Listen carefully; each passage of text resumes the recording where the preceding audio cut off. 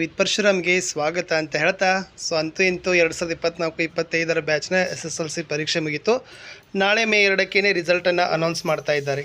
ನಾಳೆ ಮೇ 2ಕ್ಕೆ 11 ಗಂಟೆ ಸುಮಾರಿಗೆ ಶಿಕ್ಷಣ ಸಚಿವರು ಸುದ್ದಿಗೋಷ್ಠಿಯನ್ನು ಕರೆದ್ರೆ ನಿಮ್ಮ ವೆಬ್ಸೈಟ್ 12 ಗಂಟೆ 36 ನಿಮಿಷ ವೆಬ್ಸೈಟಲ್ಲಿ ರಿಸಲ್ಟನ್ನು ಅಪ್ಲೋಡ್ ಮಾಡ್ತಾರೆ. ರಿಸಲ್ಟ್ ನಿಮಗೆ ಸಿಗ್ತದೆ ಅಂತ ಬೋರ್ಡ್ ಅವರು ಈಗಾಗಲೇ ಪತ್ರಿಕಾ ಮಾಧ್ಯಮವನ್ನು ಪ್ರಕಟಿಸಿದ್ದಾರೆ. ಹಾಗಾದರೆ ಒಂದು ಚಿಂತೆ ಇದೆ, ಗ್ರೇಸ್ ಮಾರ್ಕ್ಸ್ ಕೊಡ್ತಾರಾ ಇಲ್ಲ ಅಂತ. ಸ್ನೇಹಿತರೆ, ಗ್ರೇಸ್ ಅಂಕದ ಬಗ್ಗೆ ನಿಜವಾಗಿಯೂ ಹೇಳಬೇಕಂತಂದರೆ ಮೊನ್ನೆ ನಡೆದಿರ್ತಕ್ಕಂಥ PU ಪರೀಕ್ಷೆಯಲ್ಲಿ 5% ಗ್ರೇಸನ್ನು ಕೊಟ್ಟು 5,000ಕ್ಕಿಂತ ಹೆಚ್ಚು ವಿದ್ಯಾರ್ಥಿಗಳನ್ನ ಪಾಸ್ ಮಾಡಿದ್ದಾರೆ.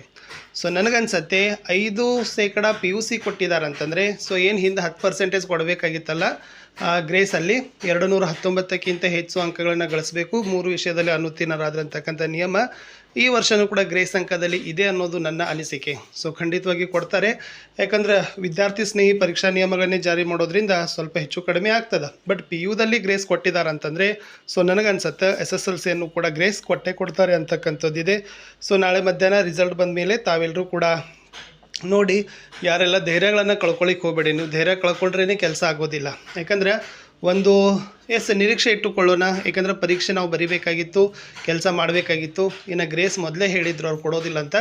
ಬಟ್ ಏನೊಂದು ನಿಯಮ ಇದೆ, PUದಲ್ಲಿ ಗ್ರೇಸ್ ಅಂಕ ಬಂದಿರತಕ್ಕಂಥದ್ದನ್ನು ನಾವು ನೋಡಿದ್ದೀವಿ.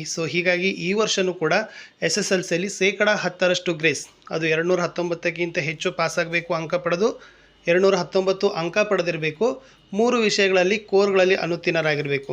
ನಿಯಮಗಳದ್ರ ಬಗ್ಗೆ ಕ್ಲಿಯರಾಗಿ ನೋಡೋಣ. ಒಟ್ಟಾರೆ ಈ ವರ್ಷವೂ ಕೂಡ ಗ್ರೇಸ್ ಅಂಕ ಸಿಗ್ತದೆ ಅಂತಕ್ಕಂಥ ನನ್ನ ಆಸೆ. ನನಗೂ ಕೂಡ ನಿರೀಕ್ಷೆ ಇದೆ ಕೊಡ್ತಾರೆ ಅಂತಕ್ಕಂಥದ್ದು. ಒಟ್ಟಾರೆ ನೋಡೋಣ, ಹೋಪ್ ಇಟ್ಕೊಳ್ಳೋಣ. ಮತ್ತೆ ನಿಮಗೆ ಡೀಟೇಲ್ಸನ್ನು ನಾಳೆಯಿಂದಿಗೆ ಕೂಡ ಶೇರ್ ಮಾಡ್ತೀನಿ. ನನಗನ್ಸತ್ತೆ ಗ್ರೇಸ್ ಅಂತೂ ನಿಮಗೆ ಈ ಸಲ ಸಿಗ್ಬೋದು. ಒಳ್ಳೆಯದಾಗಲಿ. ನಿಮ್ಮ ರಿಸಲ್ಟ್ ಕಮೆಂಟ್ ಬಾಕ್ಸಲ್ಲಿ ಖಂಡಿತವಾಗಿ ಕೊಡಿ ಅಂತ ಹೇಳ್ತಾ ನಾನು ಕೂಡ ನಿಮ್ಮ ರಿಸಲ್ಟನ್ನು ನೋಡಿ ಖುಷಿ ಪಡ್ತೀನಿ. ಭಯ ಬೇಡ, ನಿರೀಕ್ಷೆ ಇಟ್ಟುಕೊಳ್ಳಿ.